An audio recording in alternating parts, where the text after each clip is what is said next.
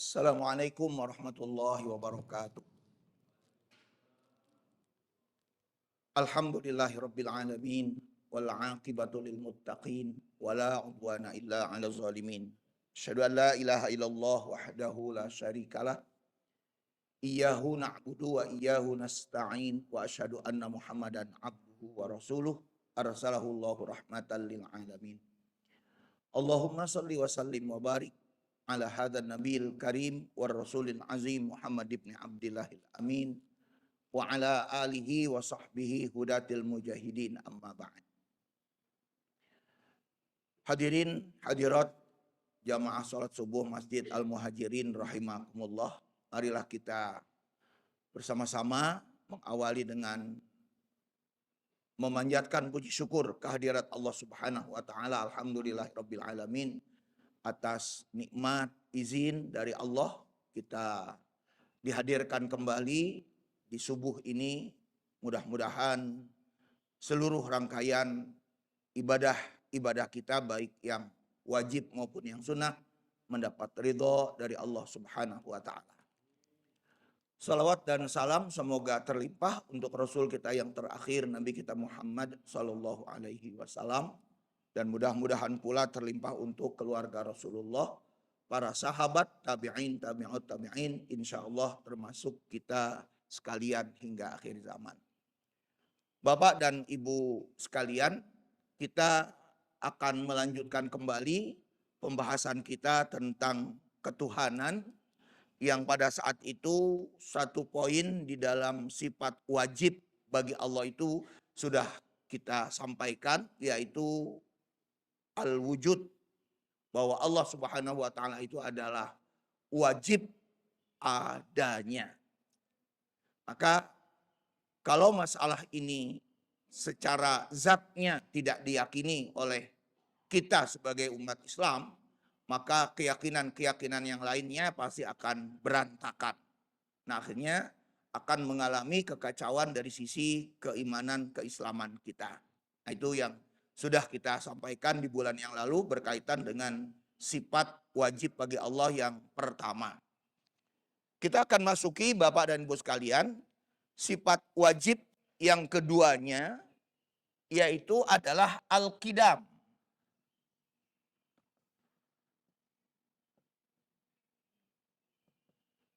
Secara letterlock, al-qidam berarti yang terdahulu.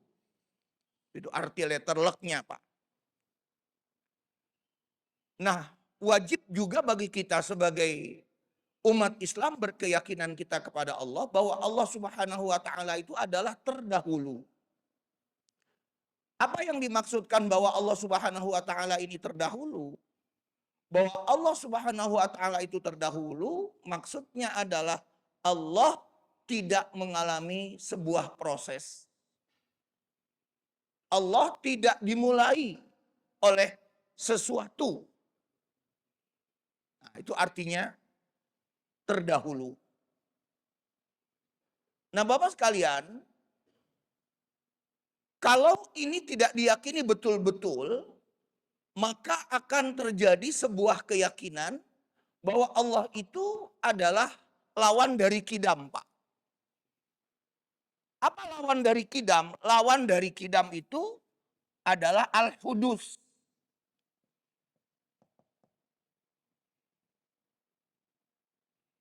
Al-hudus. Apa itu al-hudus? Al-hudus berarti yang baru.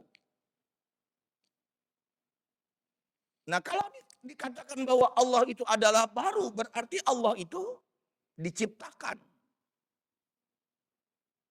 Nah, kalau dikatakan bahwa Allah Subhanahu wa taala itu diciptakan, maka dia pasti membutuhkan yang menciptanya. Itu sudah pasti, Pak. Logikanya akan seperti begitu.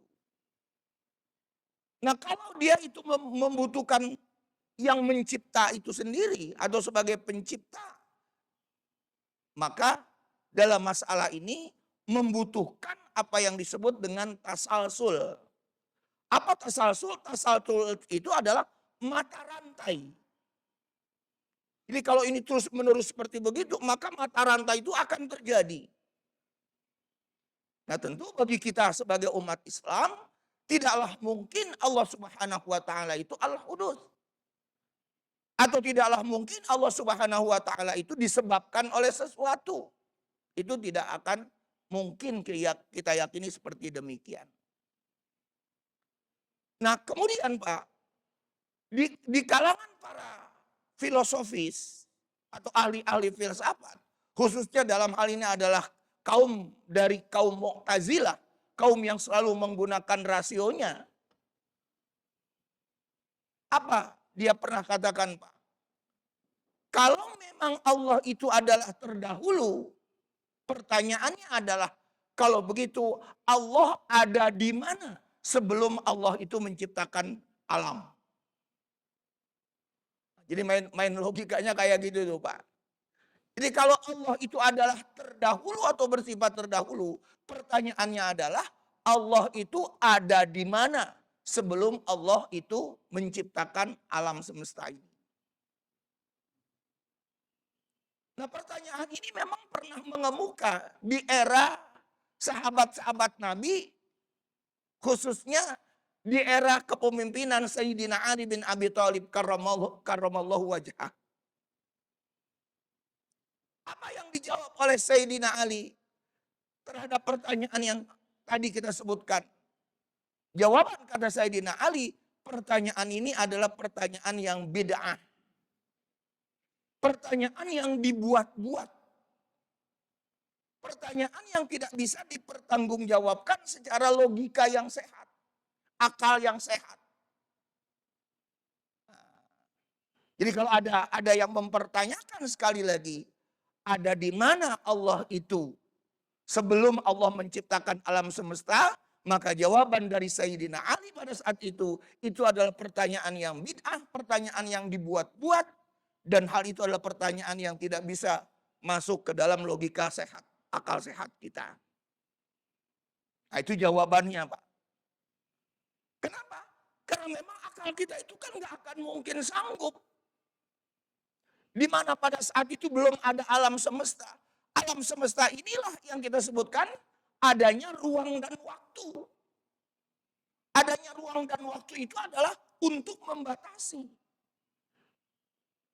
Ketika akal ini ingin meneropong sesuatu yang tidak terbatas, yang sifatnya mutlak, maka akal tidak akan mungkin sanggup. Maka akal kita itu adalah akal yang relatif terbatas oleh sesuatu itu. Dan itu dimiliki oleh setiap manusia. Nah, begitu kira-kira pemahaman kita ketika ada yang bertanya seperti pertanyaan yang kita maksudkan tadi. Walaupun memang sekilas pertanyaan itu pertanyaan yang keren. Kita bilang keren banget tuh pertanyaan. Ya, dalam masalah ini. Nah, jadi kita tekankan sekali lagi ya, bahwa bagi Allah Subhanahu wa taala itu wajib bersifat qidam, wajib bersifat terdahulu, dan dia keberadaannya tidak diawali oleh sebuah proses. Ya. Dan dia mempunyai lawan. Kalau misalnya kita tidak meyakini seperti itu, maka persoalannya Allah itu berarti adalah kudus. Kudus yang berarti baru, maka sesuatu yang baru itu berarti memerlukan pencipta.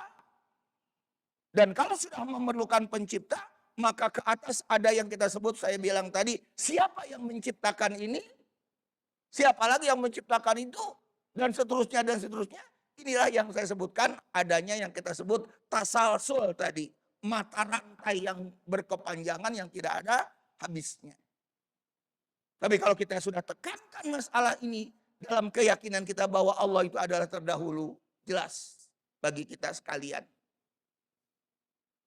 Nah, makanya kalau sudah seperti begitu, kita bertambah yakin segala sesuatu yang ada di alam semesta ini diciptakan Allah.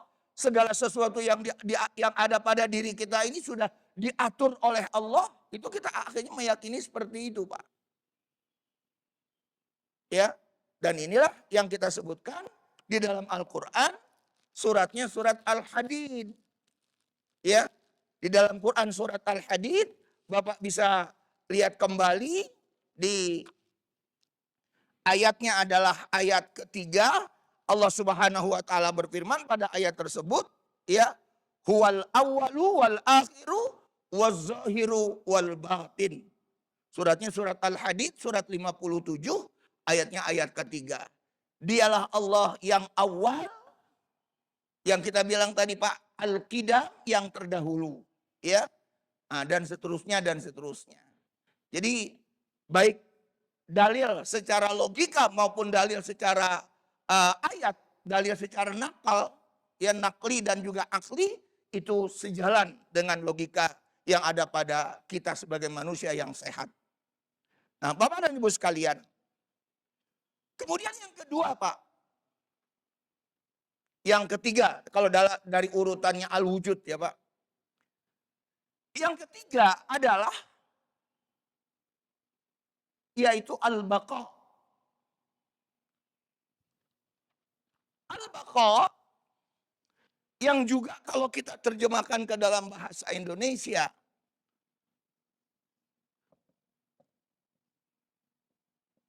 adalah kekal.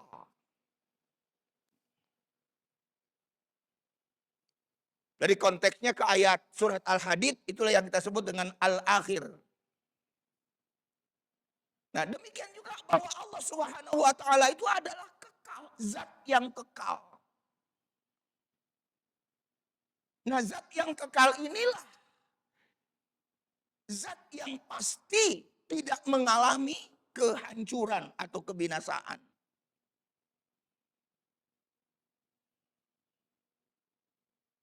Nah, kalau dikatakan bahwa Allah Subhanahu wa taala itu kekal yang tidak mengalami kehancuran, maka pantas kita katakan kembali secara logika kita bahwa dialah Allah, berarti yang mengatur sampai akhir-akhirnya nanti kehidupan manusia, sampai pula keberadaannya nanti di akhirat.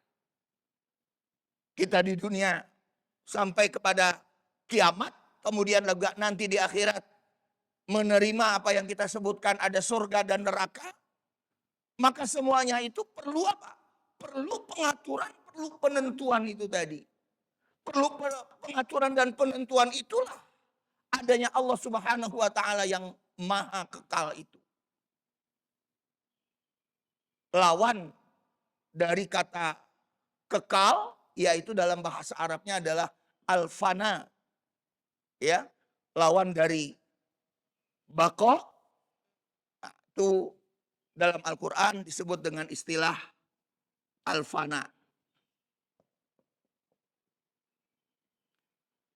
Fana yang berarti hancur, binasa. Ya. Ayat-ayatnya sudah sering kita dengar, misalnya terdapat di dalam Quran surat seperti surat Ar-Rahman ya Pak ya.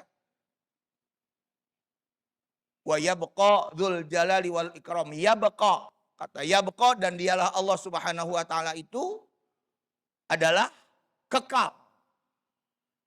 Dzul jalali wal ikram, dialah Allah yang memiliki kemuliaan. Kemudian di surat yang lain kita dapatkan lagi ayatnya Pak. Kullu syai'in halik illa wajhah, halikun illa wajhah. Segala sesuatu itu halik, pasti akan hancur, pasti binasa. Illa wajhah, kecuali zatnya Allah Subhanahu wa taala. Allah tetapkan hal itu di dalam Al-Qur'an secara dalil naklinya. Dan kemudian yang berikutnya Bapak dan Ibu sekalian, setelah al-baqa ini, wujud, qidam, baqa, yang berikutnya adalah mukhalafatu lil hawadits. Kenapa mukhalafatu lil hawadits itu sendiri adalah sifat yang harus dilekatkan pada zatnya. Jadi jangan lupa itu Pak, dulu pernah saya sampaikan, memahami tentang Allah itu, ya, ada yang kita sebut dengan pembagiannya pembagian salbiah, sifat-sifat salbiah yang dilihat dari sisi zatnya, Di mana sifat salbiah itu sesuatu yang tidak mungkin ada pada Allah. Sesuatu yang tidak mungkin ada pada Allah. Ya. Nah, mukhalafatul hawadisi ini ya dirumuskan oleh para ulama dalam hal ini adalah Abu Mansur Al-Maturidi yang mempelopori sifat 20 ini adalah bertujuan untuk membedakan secara nyata bahwa Tuhan itu nggak bisa disamakan. Tuhan itu tidak bisa disetarakan. Nah makanya ini pernah dulu saya singgung ya Pak ya. Tentang mukhalafatul hawadis ini. Ketika kita menafsirkan atau menerjemahkan tentang ayat-ayat mutasyabihat. Misalnya ayat-ayat mutasyabihat itu kaitannya seperti sering saya singgung. Surat Toha ayat 5 ya. Ar-Rahman alal arsyistawa. Bahwa Allah subhanahu wa ta'ala itu bersemayam di atas aras. Nah kata-kata bersemayam berarti Allah itu adalah duduk. Bersemayam itu artinya Pak duduk. Allah itu duduk di atas aras. Kalau Allah itu duduk di atas aras, maka berarti Allah itu memerlukan tempat. Kalau Allah itu memerlukan tempat, berarti Allah itu sama dengan makhluk. Sedangkan kita prinsipnya, baik secara akal maupun secara nakal, itu jelas Pak.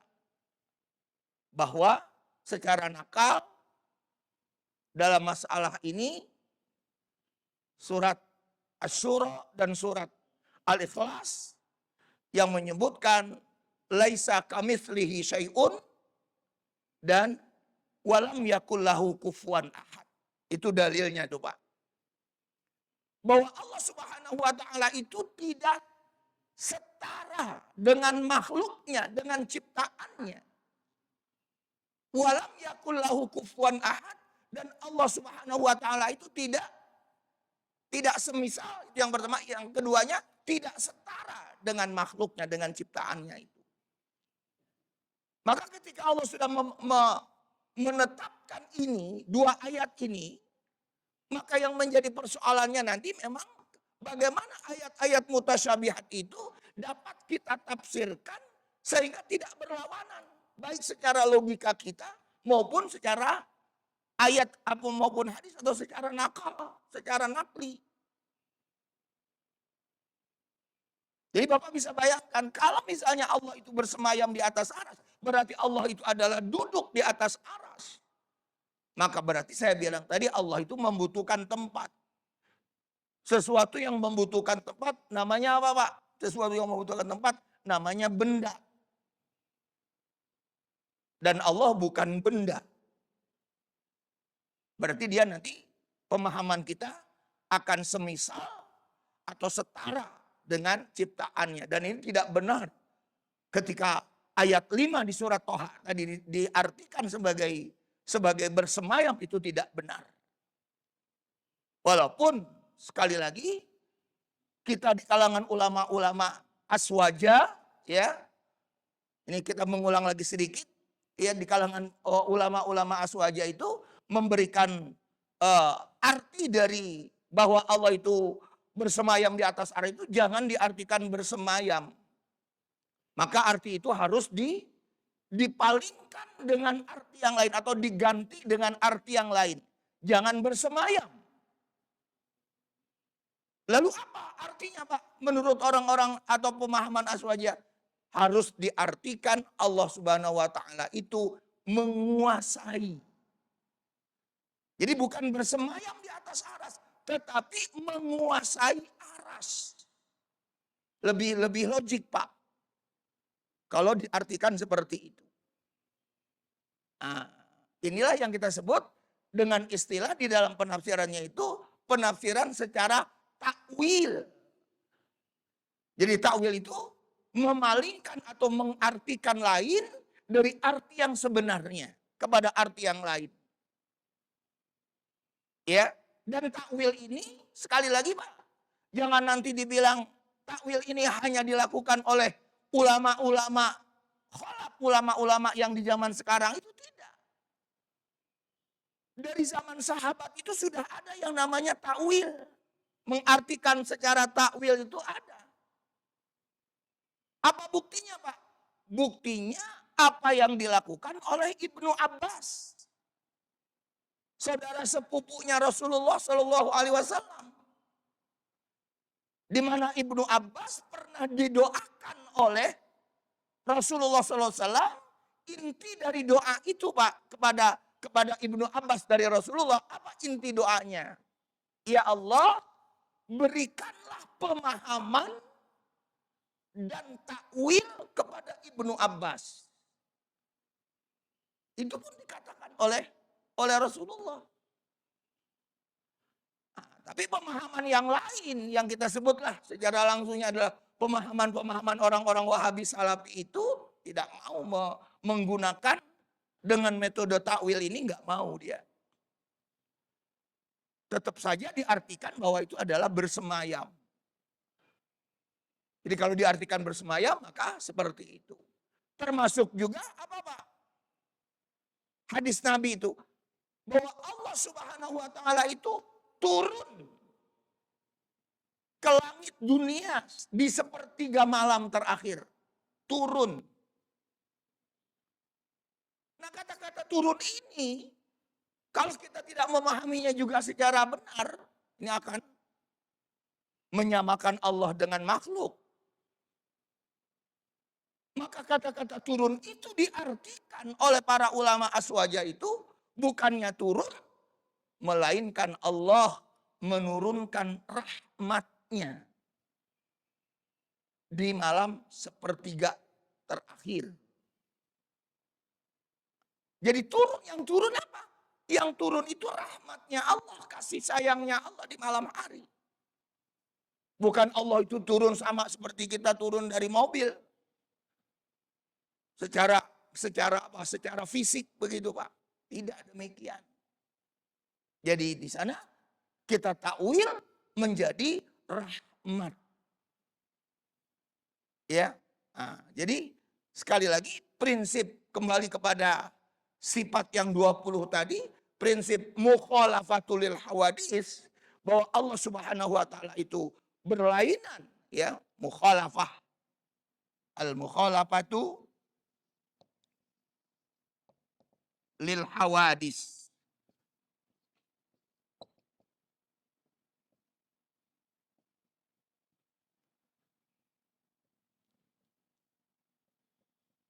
Mukhalafah berlainan, berbeda. Lil hawadis kepada yang baru, kepada makhluk. Nah, jadi sudah ditetapkan atau sudah dirumuskan oleh para ulama kita dahulu itu demikian. Agar kita tidak melebar. Memang ini menjadi masalah yang tidak selesai sampai sekarang, memang menjadi masalah yang tidak selesai, Pak, di dalam memahami ini. Tapi kita sekali lagi secara prinsip apa yang saya sudah katakan tadi, ya, kalau sifat ini jelas tidak diyakini oleh kita, ya, dengan sebenar-benarnya, ya, maka kita akan sama nanti punya pemahaman yang menyesatkan. Karena dulu sudah terjadi, Pak, ya, di era-era kepemimpinan khalifah khalifah Mu'tazilah atau khalifah dinasti Muawiyah, ya, itu sudah terjadi pemahaman itu yang kita sebut dengan pemahaman mujassimah, ya, atau musyabbihah. Apa itu pemahaman mujassimah? Pemahaman mujassimah itu menjadikan Allah itu berfisik. Jadi Allah itu berfisik, Allah itu berbenda. Dan musyabbihah itu Allah itu disetarakan, ya, dengan makhluknya. Musyabbihah diserupakan dengan makhluknya. Nah, jadi hal-hal yang seperti ini sekali lagi ini harus kita bersihkan, ya, dari keyakinan-keyakinan musyabbihah. Yang sama nanti akhirnya menjadi apa, Pak? Paham-paham yang ada di dalam agama lain, ya, seperti konsep-konsepnya Trinitas dan Trimurti dan lain sebagainya itu dalam agama-agama yang lain. Nah, jadi ini sekali lagi penting bagi kita kalau kita katakan apa dalil-dalilnya tentang yang keempat atau yang ketiga ini, seperti tadi yang sudah saya sebutkan, dalilnya dalam Quran surat Al-Ikhlas ya, ayat keempat dan juga surat Asy-Syura tadi, surat Asy-Syura surat ke-42 di ayat ke-11. Laisa kamitslihi syai'un. Bahwa Allah Subhanahu wa taala itu tidak semisal, tidak sama dengan makhluknya. Saya kira demikian Bapak dan Ibu sekalian ya, 4 sifat ini sudah kita pahami. Mari kita jadikan hal ini menjadi sebuah keyakinan kita yang harus tetap kita bersihkan keyakinan kita ini tentang eksistensi Allah Subhanahu wa taala. Baik, mari kita gunakan Pak diskusi untuk kita diskusikan dari hal-hal yang barangkali ragu atau belum jelas. Silahkan Pak.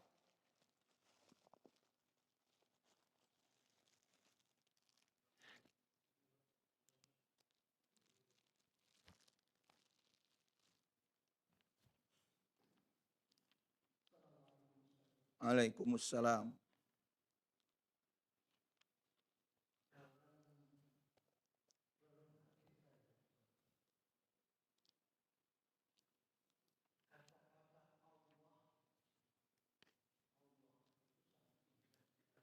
Iya.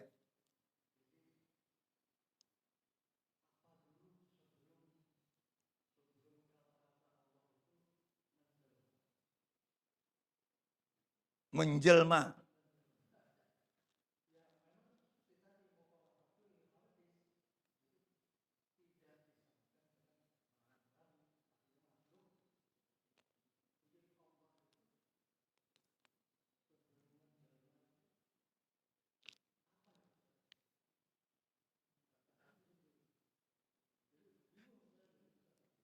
Iya.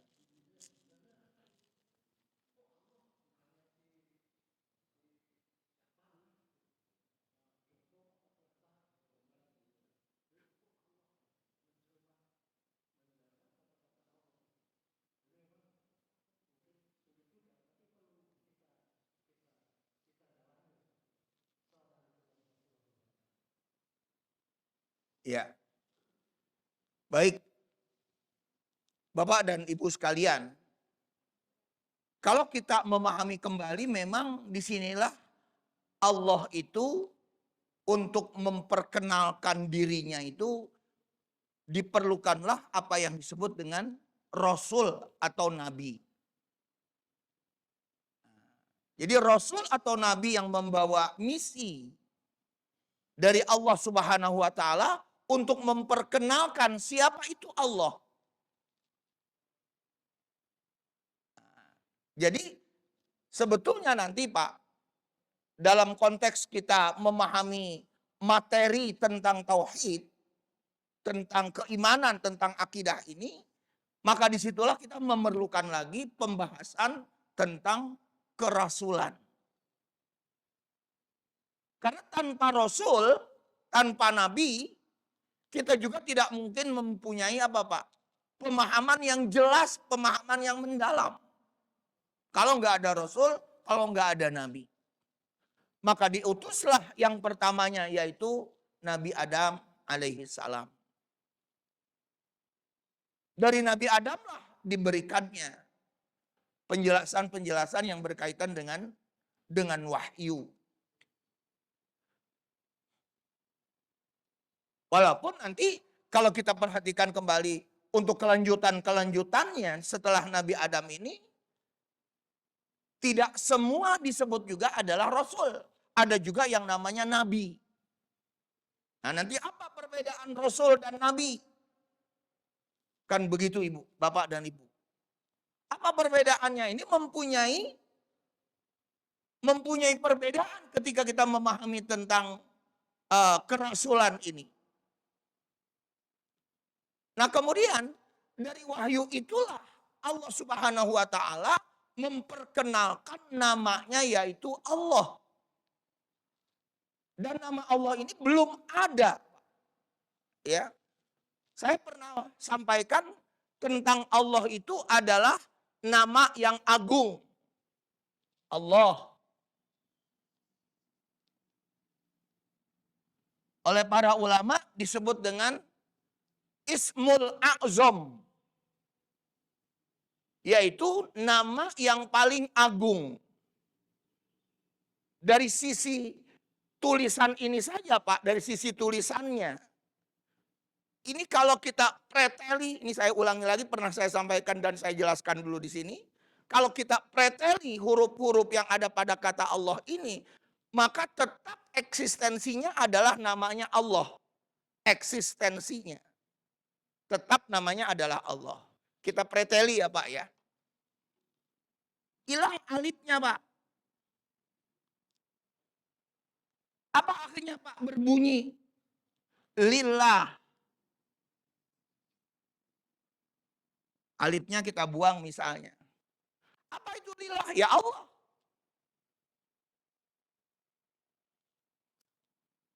Kita preteli lagi Pak. Lamnya. Berarti tinggal lahu.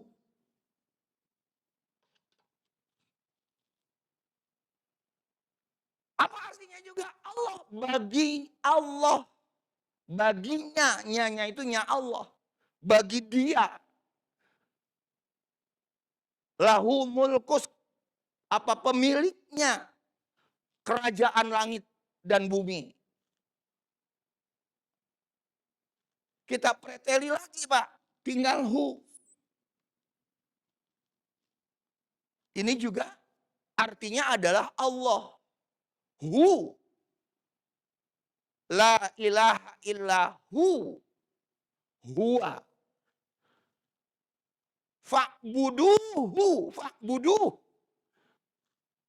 Itu haknya itu kemana kembalinya? Kepada Allah.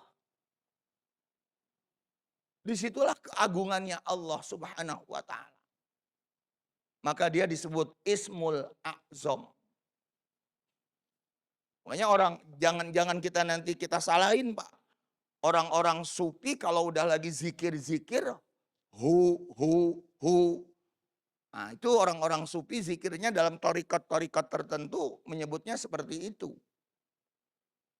Ya, jangan kita salahkan, memang seperti ini. Hu-nya itu artinya adalah dianya adalah dia Allah. Nah, disitulah disebutkan lagi oleh Allah di dalam Quran surat Toha ya Pak ya. Ayat 14. Ya. Pak Ramlan tadi sudah baca ayatnya. Tidak ada Tuhan kecuali aku, fa'budni wa aqimis sholata li dzikri. Nah, memperkenalkan ini sekali lagi saya katakan tadi melalui Rasul, melalui Nabi. Di mana Allah memberikan wahyu-wahyunya kepada Rasul, kepada Nabi untuk disampaikan kepada umatnya. Begitulah caranya Allah subhanahu wa ta'ala memperkenalkan dirinya. Ya, dengan nama Allah subhanahu wa ta'ala itu. Walaupun, nah ini sekedar menambah wawasan Pak ya, menambah wawasan. Walaupun sebagian ahli bahasa ya Pak, sekali lagi, bahwa kata Allah itu yang tadi kita sudah sebutkan, itu berasal dari kata ilah.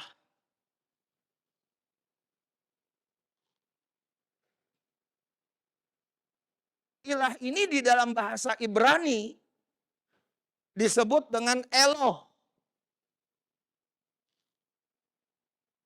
Eloh. Ilah. Sama tuh Pak. Bentuk jamaknya Elohim. Bentuk jamak dari bahasa Ibraninya. Kata ilah itu sendiri menjadi Allah karena dia ditambahkan oleh alif dan lam Pak. Alif lam. Alif lam ini kalau kita belajar ilmu tajwid namanya apa Pak? Al-ma'rifah. Sama dengan dalam bahasa Inggris itu adalah menjadi definite artikel dengan awalan THE, the.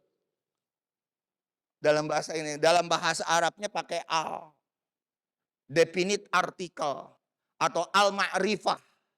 Untuk apa fungsi pemberian al ini? Fungsinya adalah untuk dikenal, untuk diketahui. Kalau Bapak menyebutkan ilah saja, yang artinya tadi kita bilang Tuhan, kita artikan seperti itu. Ditambahin al di sini nih Pak ya, tambahin al. Nah, jadinya kan nanti gini Pak.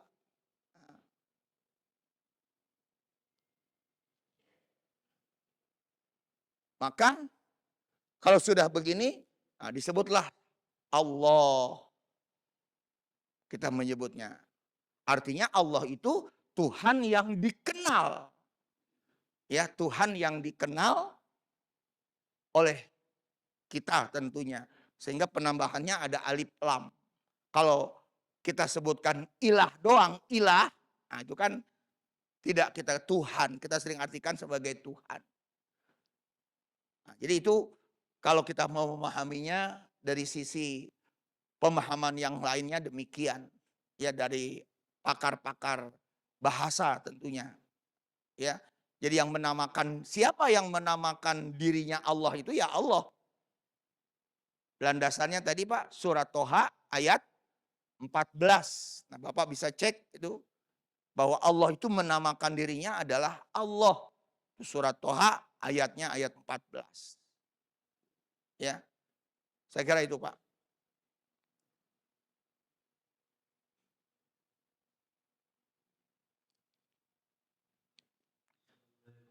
Waalaikumsalam.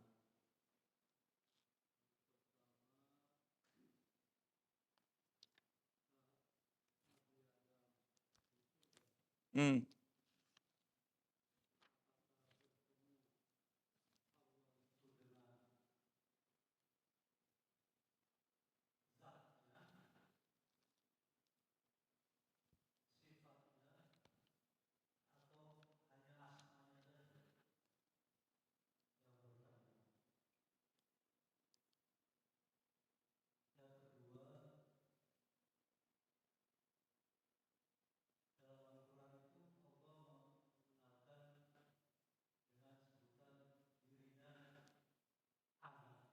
Hmm.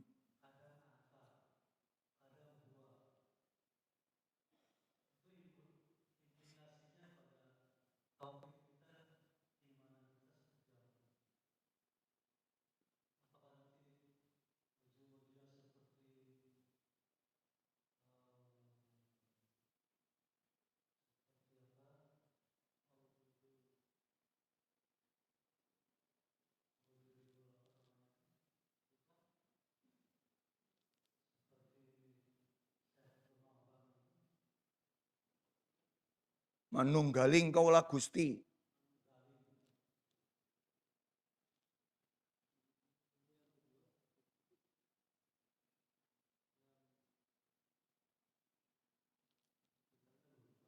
Nah.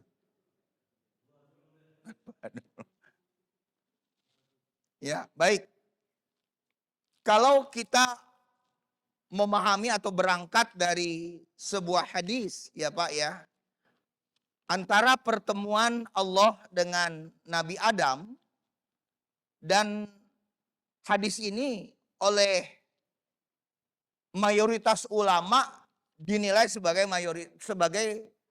hadis yang sahih, tapi ada juga sebagian yang menganggapnya dhaif. Ya. Dan hadis ini pula lah yang dijadikan oleh sebagian ulama untuk difahami bahwa Nabi Adam sudah bertawassul dengan Nabi Muhammad SAW dengan berwasilah. Nabi Adam Pak, padahal Nabi Muhammad belum dilahirkan, belum ada. Nah, bagaimana memahaminya itu tadi? Nah, kalau kita memahami dari teksnya saja Pak ya, sekali lagi teksnya. Maka di dalam teks itu berarti Nabi Adam bertemu langsung. Ya. kepada Allah Subhanahu wa taala. Pemahaman secara teksnya sekali lagi. Walaupun nanti pemahaman secara teks ini di kalangan para ulama itu perdebatannya hebat banget itu Pak, nggak selesai-selesai. Apakah yang dilihat itu wujudnya Allah? Sama seperti misalnya, apakah Nabi ketika Mi'raj itu melihat Allah? Nah, nanti jadi perdebatan hebat. Termasuk Pak, termasuk apakah nanti kita di dalam surga itu bisa melihat Allah? Nah, itu perdebatan hebat di kalangan para ulama dalam masalah ini. Tapi aswaja, pemahaman-pemahaman aswaja di dalam masalah ini, kalaupun juga kita melihat Allahnya itu bukan berarti kita melihat langsung secara fisiknya. Jadi sama melihatnya itu seperti kita Pak memandang gunung dari kejauhan. Gunung yang ada di depan kita itu terlihat. Tapi isi dari gunung itu kita nggak tahu. Begitu pemahamannya kita di dalam melihat Allah nanti. Termasuk juga para nabi. Nah, jadi seperti itu. Jadi gunung itu nanti terlihat. Tapi apa yang ada pada gunung itu kita nggak tahu. Ya, jadi jangan nanti diartikan bahwa melihat Allah itu dalam arti secara fisik nampak kelihatan. Ada anggota tubuhnya bla bla bla bla. Nah, kita juga tidak mengartikan seperti demikian. Nah, tetapi nanti di kalangan ustadz-ustadz Wahabi Salafi itu diartikan sebagai perkara yang apa Pak? Dalam masalah ini nggak bisa dilihat. Ketika sama seperti siapa Pak? Nabi Musa ingin mendapatkan wahyu dari Allah. Nah, di situ akhirnya apa Pak? Ketika mau ditampakkan gunung itu meledak lah istilah kita bilang. Ya, akhirnya Nabi Musa pingsan. Nah, jadi pemahaman di situ memang sekali lagi terjadi perbedaan-perbedaan dalam masalah ini. Nah, jadi kalau mau dikatakan seperti demikian, iya. Melihat Allah dengan zatnya, tetapi harus kita pahami seperti yang saya bilang tadi, melihatnya Rasul kepada Allah Subhanahu wa taala dalam Nabi Adam itu sama seperti melihatnya gunung dari kejauhan. Kelihatan tetapi kita tidak tahu isi yang sebenarnya. Karena memang Allah juga berfirman dalam Quran surat Al-An'am tuh Pak. La tudrikul absar wa huwa yudrikul absar. Itu dalam ayat surat Al-An'am. La tudrikul absar. Di mana Allah Subhanahu wa taala itu tidak bisa didapati oleh mata. Ya. Jadi sekali lagi dalam masalah ini perbedaannya terlalu tajam dan memang agak sulit bagi kita yang meyakini betul tentang apa Pak? Panca indera kita. Ya panca indera itu kan harus jelas. Ada sebagian menuntutnya seperti begitu. Nah, tapi kita pahami yang diarahkan oleh para ulama sekali lagi demikian Pak. Jadi kalaupun juga kita melihat Allah sebagaimana ayat-ayat Al-Quran tadi yang saya sudah sebutkan, nah itu melihatnya seperti gunung yang jauh. Ya, kita tahu bahwa itu adalah gunung, tetapi di dalam gunung itu sendiri kita nggak tahu. Tidak kita mengetahuinya. Nah, itu yang pertama Pak. Yang kedua, Allah Subhanahu wa taala itu kadang-kadang mengatasnamakan dengan kata ganti orang. Dalam bahasa Arabnya disebut dengan istilah apa Pak? Domir. Ada domir ana, ada domir anta, ada domir huwa. Itu kadang-kadang. Ya Allah menyebutkan dirinya seperti begitu. Nah di dalam memahami ini bahasa Arab memang berbeda. Jangan disamakan dengan bahasa Indonesia. Contoh kita katakan tadi. Allah kadang-kadang menyebutkan dirinya ana saya. Apa makna dari saya ini? Maksudnya kata bahasa Arab orang-orang yang ahli di bidang bahasa Arab ini menyebutkan Allah dengan kata ganti orang ana atau saya itu untuk menunjukkan keperkasaannya, kekuasaannya. Nih, maaf Pak, bahasa gaulnya ya Pak ya, nih gue istilahnya. Untuk menunjukkan keperkasaannya. Nah lalu bagaimana kata anta? Dengan kata ganti orangnya itu adalah anta yang kita terjemahkan adalah kamu. Atau kadang-kadang Allah menyebutkan dengan kata-kata lil milk, anta itu sama dengan ka. Anta, kamu, sama dengan ka.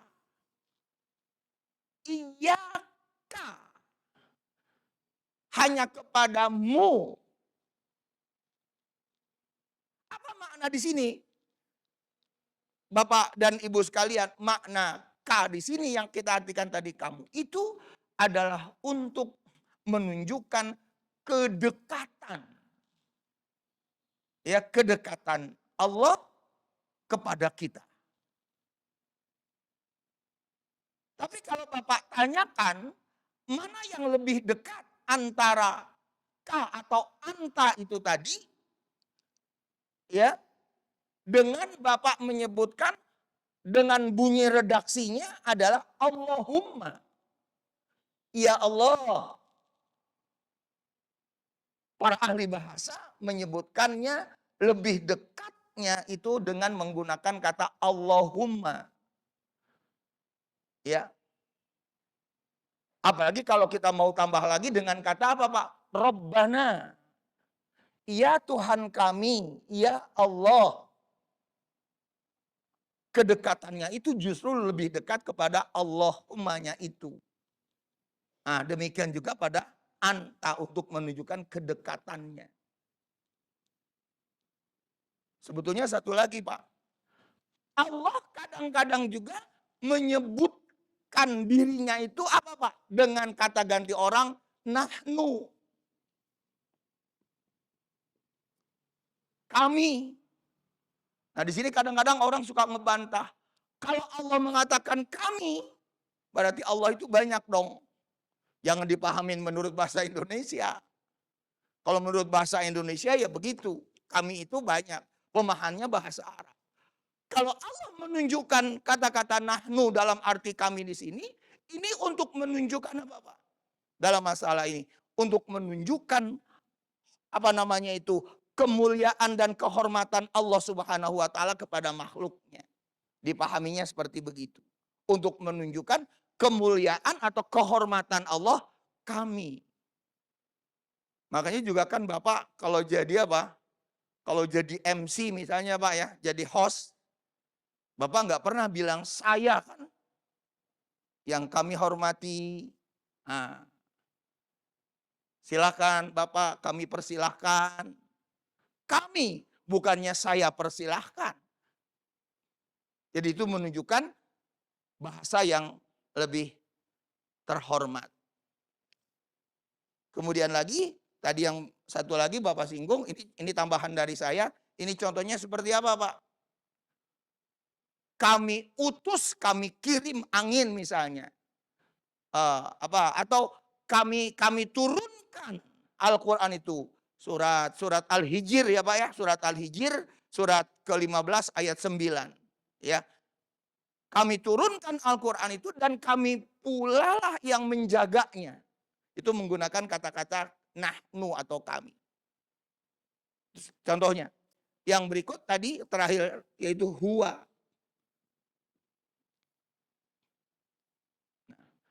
Untuk apa kata huwa ini?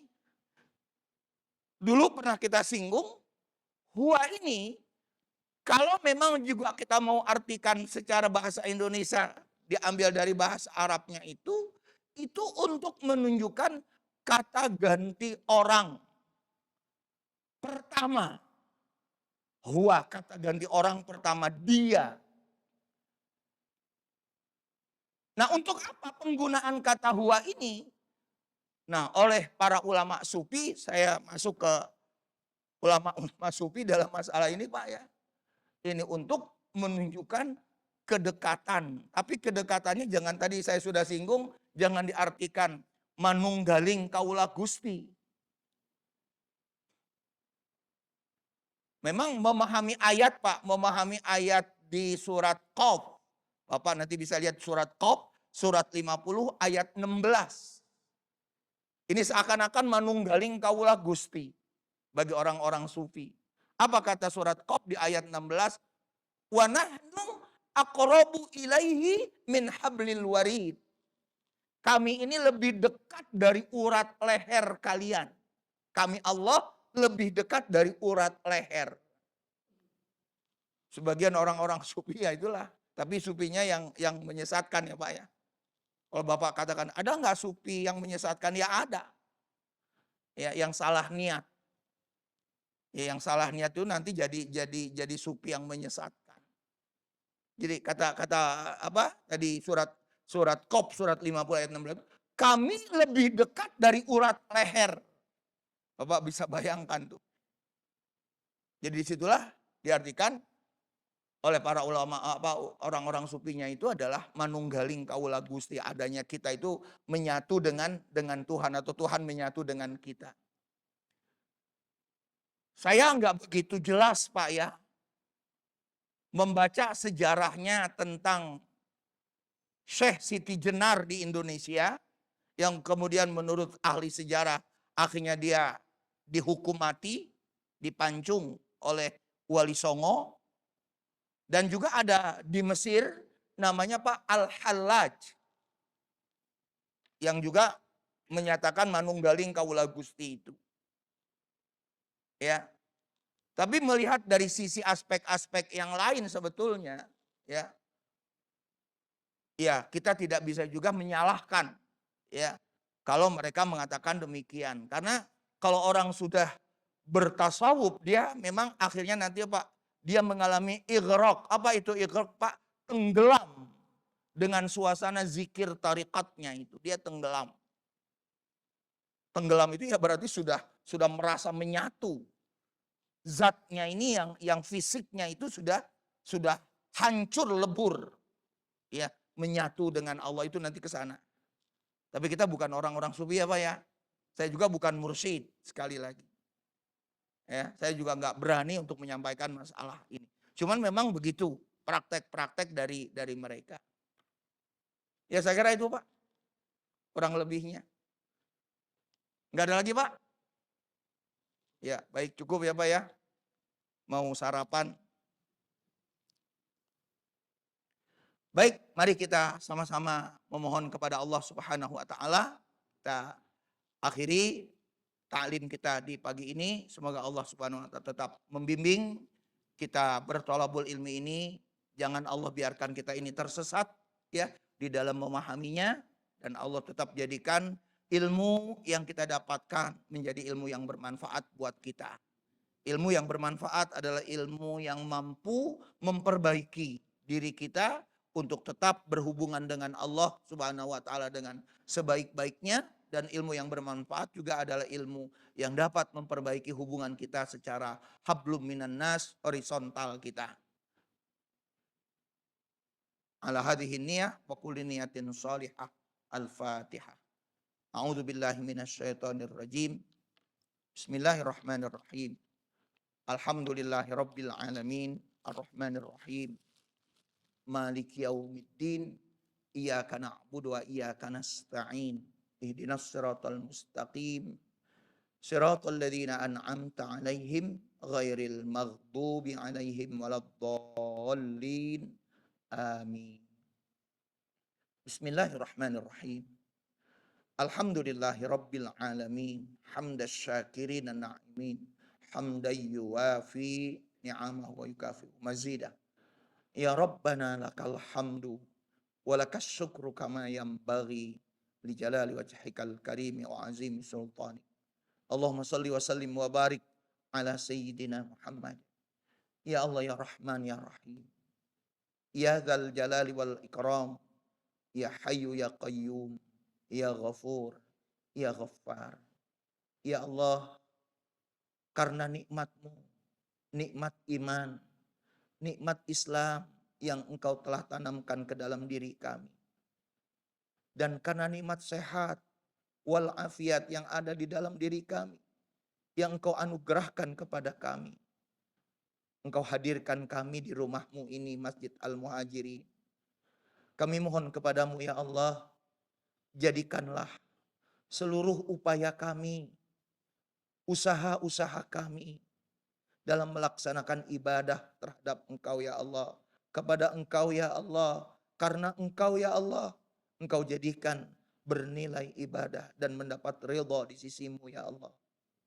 Dan Kau jadikan pula ilmu yang kami dapatkan menjadi ilmu yang bermanfaat buat kami ya Allah. Ya Allah, kami mohon ampunan-Mu. Kami banyak lalai ya Allah. Kami banyak dosa ya Allah. Selama ini kami kadang-kadang tidak peduli dengan perintah-perintah-Mu, dengan larangan-larangan. Kami mohon ampunan-Mu ya Allah. Ampunilah dosa-dosa kami. Maafkan kesalahan-kesalahan kami ya Allah. Ampunilah pula dosa ayah dan ibu kami. Engkau sayangi mereka berdua ya Allah. Sebagaimana mereka berdua telah sayang kepada kami ya Allah. Ya Allah, ampunilah pula dosa-dosa untuk saudara-saudara kami yang senior dari kami, yang telah mendahului kami. Rabbana ighfir lana wa li ikhwanina alladhina sabaquna bil iman wa la taj'al fi qulubina ghillan lil ladzina amanu. Rabbana innaka raufur rahim. Ya Al-Maula ya An-Nasir, kami mohon kepadamu ya Allah. Untuk saudara-saudara kami di Palestina ya Allah. Tolong mereka ya Allah. Bantu mereka ya Allah. Berikan solusi buat mereka ya Allah. Dan tetap Engkau pelihara iman Islam mereka ya Allah. Ya Allah, demikian juga buat mereka yang mujahidin, yang wafat. Engkau jadikan wafat mereka dalam keadaan syahid. Engkau jadikan wafat mereka dalam keadaan syahid ya Allah. Istri dan anak-anaknya yang ditinggalkan, tetap Engkau pelihara buat mereka ya Allah. Ya Allah, berikan pula kemampuan buat mereka untuk dapat dengan bebas, dengan leluasa mendirikan negara yang merdeka, negara Palestina ya Allah. Karena mereka punya hak untuk hidup damai, punya hak untuk hidup sejahtera ya Allah. Demikian pula saudara-saudara kami yang lainnya yang tengah memperjuangkan kebenaran-Mu ya Allah. Tolong mereka itu ya Allah. Bantu mereka itu ya Allah. Ya Al-Maula ya An-Nasir. Allahumma a'inna ala dzikrika wa syukrika wa husna ibadatik. Ya Allah, tolong kami untuk senantiasa kami ingat kepada Engkau ya Allah. Di mana saja kami berada, dalam situasi yang seperti apapun ya Allah. Ingatkan hati kami untuk selalu ingat kepada Engkau ya Allah. Dan Kau ingatkan pula, tolong kami pula untuk menjadi hamba-Mu yang bersyukur kepadamu ya Allah. Dan beribadah kepada Engkau dengan sebaik-baiknya ya Allah. Allahumma inna nas'aluka ridhaka wal jannah. Wa na'udzu bika min sakhatika wan nar. Wa na'udzu bika min sakhatika wan nar. Rabbana atina fid dunya hasanah. Wa fil akhirati hasanah wa qina adzaban nar. Rabbana wa adkhilna al-jannata ma'al abrar. Ya Aziz, Ya Ghaffar, Ya Rabbal Alamin. Sallallahu wasallam ala nabiyina Muhammadin wa ala alihi wa sahbihi ajma'in. Subhana rabbika rabbil izzati amma yasifun. Wa salamun ala al-mursalin. Alhamdulillahi rabbil alamin. Subhanakallahumma wa bihamdika asyhadu an la ilaha illa anta astaghfiruka wa atubu ilaik. Assalamualaikum warahmatullahi wabarakatuh.